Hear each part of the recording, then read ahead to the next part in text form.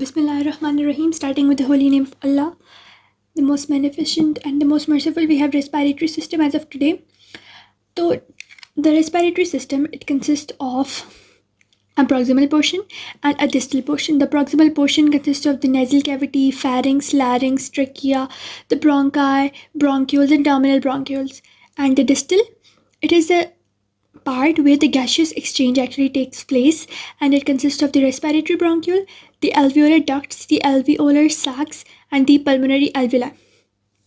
So the proximal portion, which is actually the conducting part, is involved in the warming, moistening, and freeing the air from the particulate matter. So now we'll go to the functions of the respiratory system, that is to inhale in oxygen, to exhale out carbon dioxide, for the voice production via larynx, and perception of smell via the olfactory mucosa. Now the respiratory epithelium. Respiratory epithelium, which is present in the proximal portion of the respiratory tract, it consists of pseudo-stratified ciliated columnar epithelium cells. It has 5 sort of cells that I have drawn here: the first, second, third, fourth, fifth. Okay, we'll go turn by turn to these cells. First is ciliated columnar cells. So ciliated columnar cells, this long cell. So it is tall, it is cylinder, it has nucleus at the basal portion.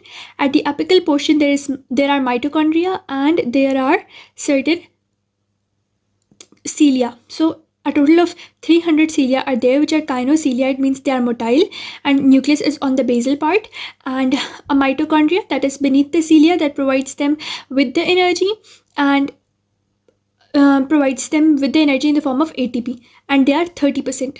So the main function of these ciliated columnar tall cells, which are of 30%, is to move the mucus and trap particles towards the pharynx. Simple. The next cells are goblet cells. Goblet cells I've drawn here. So these cells, they are tall and cylinder like the ciliated columnar cells, but they have a nucleus at the basal portion, but they have this thing, which are the mucinogen granules, and then nucleus and organelles are at the basal portion. So they are also 30%, and they are unicellular mucus glands. They have the nucleus organelles at the basal portion, mucinogen granules at the apical portion. When the mucinogen granules, they are hydrated and they absorb water, as a result of which they become mucus, which is a sticky gel-like material. And what does mucus do? It helps to trap the particulate matter and eliminate it via the larynx and laryngopharynx. Simple. Then the third variety of the cell, the basal cell. You can see here they are like pyramidal shaped cells, and they have the nucleus over here, and see their cytoplasm does not have any granules, so they're non-granulated. 30% short pyramidal cells. Basal side has nucleus, they are non-granulated, no granules, and they are the reserve of stem cells. So they do mitosis process and then they replace all the other 4 types of cells. Same goes for brush cells, the fourth one, which are brown in color. I've written them here. So they are 5%. Okay, so 3 cells, which are the ciliated columnar epithelium, ciliated columnar cells, the goblet cells, which are mucus secreting cells, and the pyramidal shaped basal cells. They are 30%, and these two, they are 5%. So these are the brush cells, 5%, nucleus at the basal portion. At the apical portion, we have certain microvilli.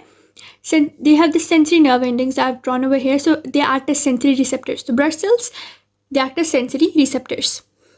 Small granule cells, the fifth one, small granule. You can see they're similar in shape to the basal cells, but they have a granulated cytoplasm. So 5% triangular, similar to the basal cell, and they have a granulated appearance. And small membrane bounded granules are there, which are the small membrane bounded granules, which I have drawn over here, and they have a membrane and a dense core. So they are a part of the diffused neuroendocrine system, and they secrete serotonin. Important function. They secrete serotonin, which influences neighboring cells. Also, another very important thing is that the respiratory epithelium consists of pseudo-stratified ciliated columnar epithelium cells with the goblet cells that are mucus secreting, and they are located in the proximal portion of the respiratory tract, and they have a basement membrane on which they are located, and beneath the basement membrane there is a connective tissue. You can have this diagram for a good reference. Moving towards the next thing, we have the nasal cavity. So you can see I have drawn over here, this is your nose portion, this is the nasal bone over here.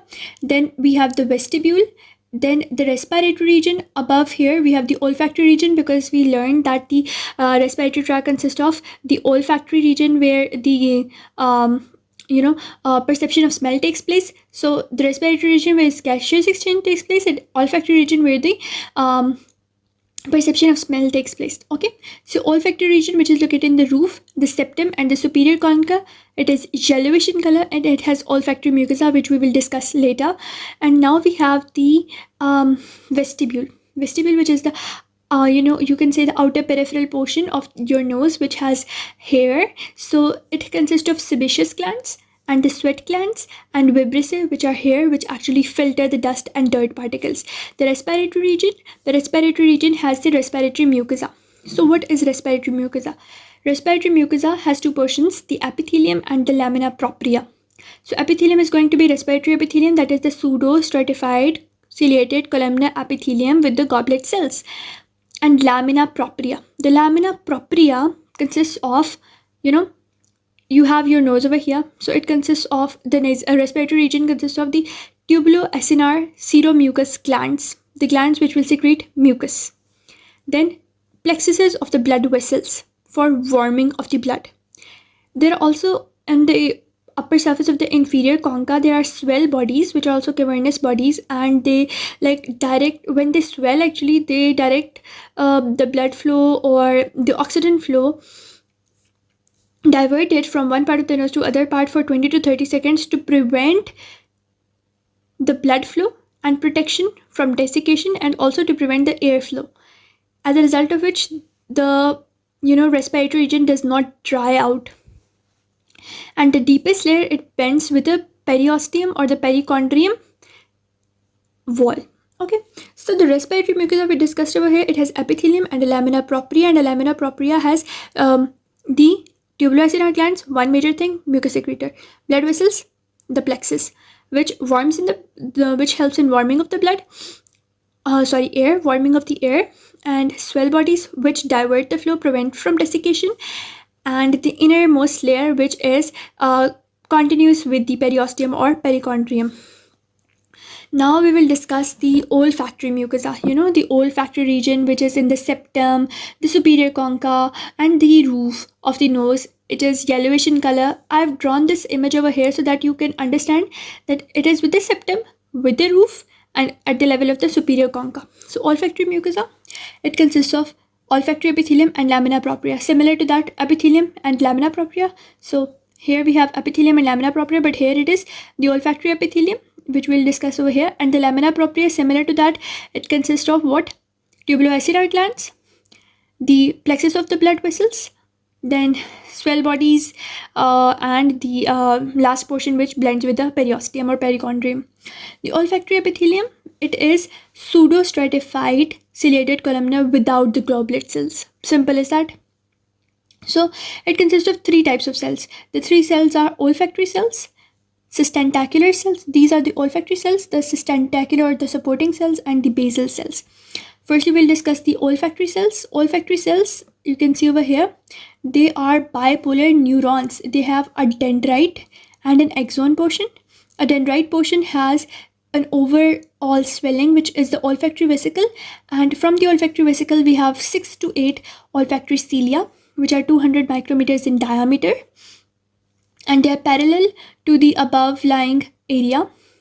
And the proximal portion of the cilia, like the starting portion, it has 9 peripheral duplets and 2 central singlets. But as soon as we go to the periphery, to the distal portion, we get 2 middle singlets, and the peripheral 9 duplets, they are not present. And since these cilia, the olfactory cilia, they lack the dynein arms, so they are non-motile, but they contain odorant binding proteins. That is why they're involved in perception of smell. Then we have the sustentacular cells or the supporting cells. You can see their apical portion, their basal portion. Basal portion is, supporting cells, tall columnar cells. Apices, they have villi. The basal portion, it is tapering yellowish brown pigment which gives yellow color to the olfactory epithelium. Okay, they form junctional complexes. These tentacular cells, they form junctional complexes with the olfactory cells. Simple is that since they are over here, so they are going to provide nourishment and insulation. Support, nourishment and insulation to the olfactory cells. And basal cells, these cells over here, these are the basal cells. And the basal cells, small, conical, just like we read in the respiratory epithelium. So these basal cells are reserve of the stem cell. One thing that is left over here is the paranasal sinuses. I've drawn these sinuses for a better understanding. This is a human face, and above your eyebrows, on both sides, we have the frontal sinuses. Below, towards the nasal area, we have the ethmoidal sinuses, and on your maxilla bone, we have the maxillary sinuses. And a bit towards your ears, we have the sphenoid sinuses, which are also on the both sides, but I could show here one side. So the epithelium of these one is shorter, like their cells are a bit shorter. It has less goblet cells. So the goblet cells are only in one type of epithelium. So respiratory epithelium, so they will have the respiratory epithelium, that is pseudostratified ciliated columnar epithelium, but with shorter cells. The lamina it is a bit thinner. The lamina, which consists of the tubuloacinar glands and the swell bodies, blood vessel plexuses, it is a bit thinner, and glands are less in number, and the blood vessel plexuses are absent over here, and the deepest layer is also fused with periosteum, like we read over here. So shorter cells, less goblet cells, lamina propria thinner, no blood vessels plexus, and deepest layer is fused with the periosteum. This is the first part. I hope you understood. Now we'll move toward the second part. If you found this part good enough, please subscribe to our channel. Thank you very much.